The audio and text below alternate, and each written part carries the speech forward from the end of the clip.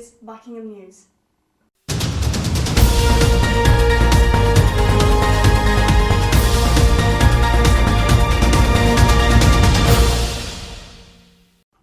A new study last week revealed that a quarter of all freshers can expect to contract a sexually transmitted disease during the first year at university.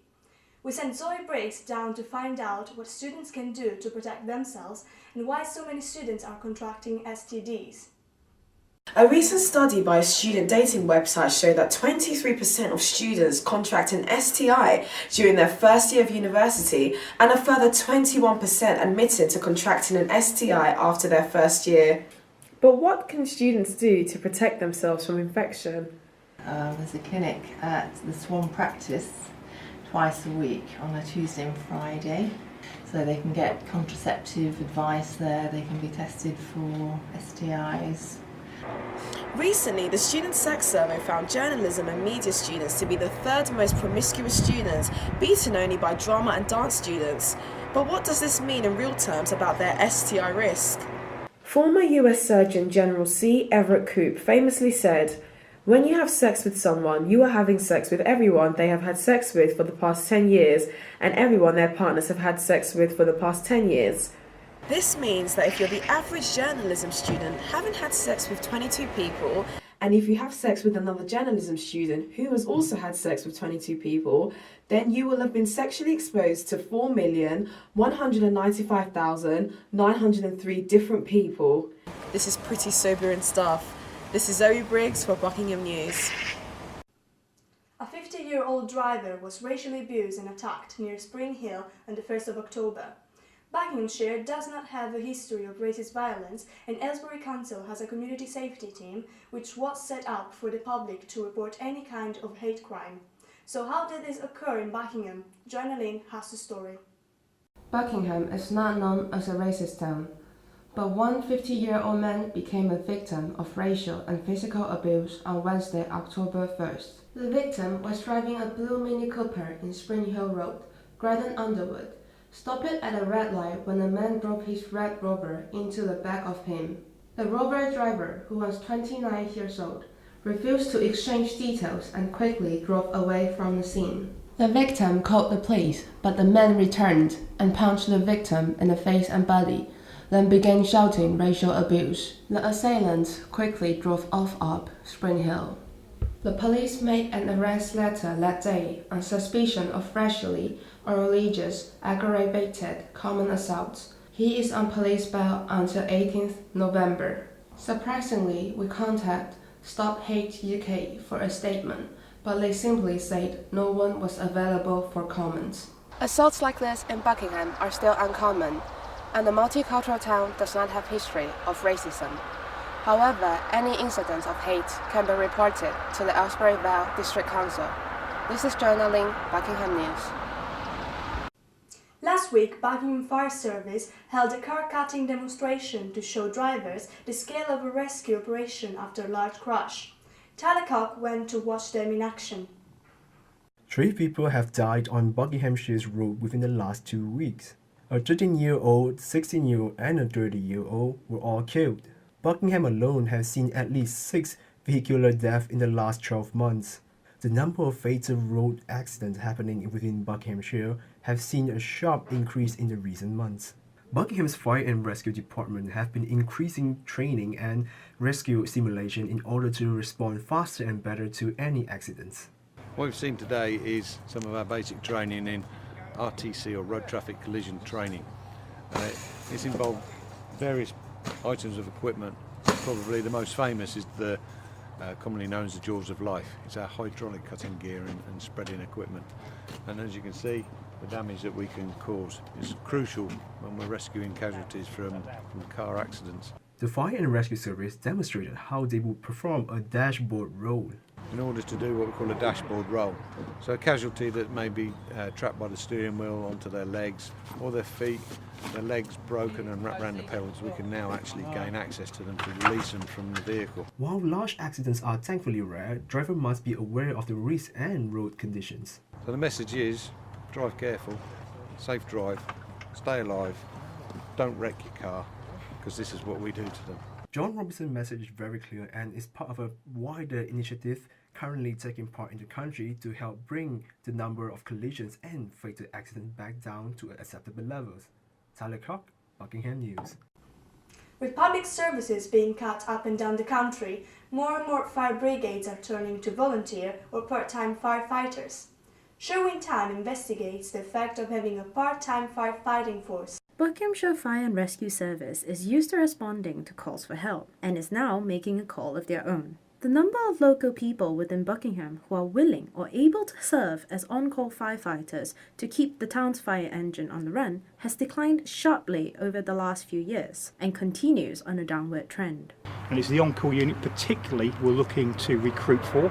Currently we have 7 firefighters. You can see some of them out here, part of their training evening.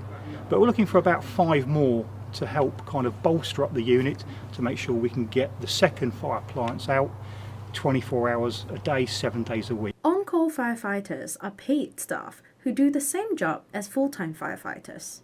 Like their full-time colleagues, on-call firefighters are trained and equipped to deal with a wide range of incidents and situations. One on-call firefighter may be a familiar face. University of Buckingham's resident on-call firefighter is James Ridley. Firefighting seems like an interesting career path to take. Definitely. I mean, it's exciting. You're helping other people out and get to play with one of these things, basically. Well, obviously, it's important to remain professional when you're on the job because it's a job where you're risking your life and you're trying to save lives, and so keeping professional at all times is important. Firefighters are highly trained, skilled individuals who have the fitness and stamina to keep working when the going gets tough. If you feel like you're up for this essential job, contact Station Commander Mick Baxter on 012 96 7 444 00. This is Sherwin Tan reporting for Buckingham News. In other news, Thames Valley Police Inspector James Davies has bid farewell to Buckingham and is moving to Aylesbury to manage the team there on a permanent basis. Inspector Davies' tenure has seen a reduction in drug and substance abuse and also a decline in on-street drinking. The direct effect of his efforts means that Buckingham is a safer and happier town. Sergeant Emily Dover is acting inspector whilst interviews take place. A warning to all residents of Buckingham. Be on the lookout for the latest scam during the rounds. Townspeople have reported receiving calls from a company claiming to be affiliated with Aylesbury Vale District Council and who say that you're entitled to a massive tax rebate, often in the region of thousands of pounds. Aylesbury Vale have sought to reassure residents that they would never contact them in this way and stress the importance of not giving any personal details. Next week, Buckingham News will investigate further. And now over to sport with Queenie Shake. Thank you, Federica. The University of Buckingham's football team's fixture against Milton Keynes Wanderers was called off due to the opposition's failure to field a full team. The defaulted victory gave Buckingham a vital 3 points, but they still sit at the bottom of the table. Ijeoma Wankwo reports. The University of Buckingham's football team was awarded 3 points after MK Wanderers failed to show up. Team captain Jan Oxenslager was on hand to give his opinion on how the team dealt with the interruption. We're progressing well over the season because in the beginning we were struggling having enough players, but now we actually have 4 more players who joined the team, and then we were prepared for the game on Saturday, but it was called off because the other team couldn't play. That gives us 3 points now. Although we're still on the bottom of the table, we don't give up and we try to win more matches. MK Wanderers chairman Atchison White explained why the team failed to turn up. One of our teams who played in the Premier Division of the North Bucks League has folded, and according to the league rules, if you have more than one team in the club, and if the first team folds, then the rules of the competition means that the second team, i.e. MK1's reserve team, need to fulfil the fixtures of the first team in the Premier Division. So that's why they were pulled out. Hopefully the University of Buckingham's football team will earn their 3 points in the next fixture. This is Ijeoma Wankwo for Buckingham News. And now, back to the studio. Nothing is quite as elegant as a black cat. Sleek and sexy, the black cat is an extraordinary creature, a mini Amazonian jaguar. But black cats are usually the cats left behind at the shelter. Every year, Cats Protection holds National Black Cat Day to promote black cats. We sent Charlie Perry out on the prowl. As black cats are the least popular when it comes to rehoming and adopting, National Black Cat Day was set up to raise awareness for these kitties. Over the last year, Blue Cross admitted 4,722 cats, 19% of which were black, whilst Battersea Dogs and Cats Home has taken in 872 black cats, as opposed to 368 tabbies. Additionally, on average, it takes an extra week to rehome a black cat compared to more colourful felines, with some remaining in rehoming centres for a year. And they take longer to rehome, so we thought they needed a bit of a push. At the moment they take about 13% longer to rehome than their more colourful counterparts. So we thought we'd start promoting them, and it seems to be very popular. But black cats' bad reputation is based on a number of things: bad luck, witches, not photographing well, and more. International Cat Care don't agree with this, and so are supporting Cats Protection when they say, enough is enough. So if you know a black cat, like my friend here, make sure you shower it with love, or if you're feeling especially generous, why not adopt one? This is Charlie Parry with my co-star Dennis for Buckingham News.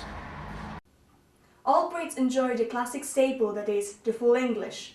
A fantastic fried feast of bacon, beans, sausages and more. What is there not to love? Olivia Marsden cooked Buckingham News up a storm in the kitchen. Okay, so it might not be the healthiest option out there, but who can deny the satisfaction you get from enjoying a delicious English fry-up? It was National Greasy Foods Day on Monday, so this was the obvious choice to cook up. For the fry-up you will need bacon, sausages, an egg or two, tomatoes, beans and mushrooms. You can include black pudding too if you like. The sausages take the longest to cook, so put some oil in a pan and pop them in first on a low heat. Once the sausages begin to turn a golden brown on both sides, move on to the mushrooms. Slice them up carefully with a knife. It's important to use quite a lot as they really shrink when cooked. Place them into a pan and put on a low heat. Next, the bacon. If you like, cut off the fat with a pair of scissors. Keep turning the sausages and bacon and give the mushrooms a stir. Once the bacon and sausages are looking a lovely golden brown, put the mushrooms in and leave on a very low heat to cook slowly. Look at them all sizzling away. Add the tomatoes and the baked beans into separate pans and place on a low heat. Once they start to gently bubble, they're cooked. Don't forget to stir. I've got a very useful egg pan to fry my egg, but if you don't, just crack the egg in with the bacon, sausages and mushrooms to cook. We're nearly there.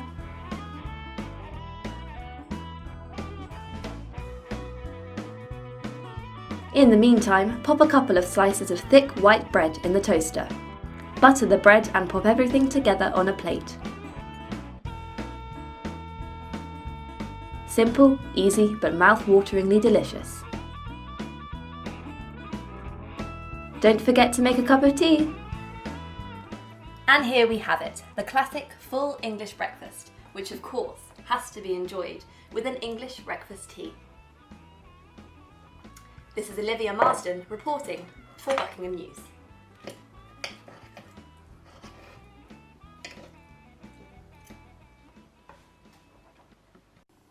It's that time of the year again. The Law Ball is one of the biggest events on the social calendar, and we sent Alex de Brouw to party until the living daylights.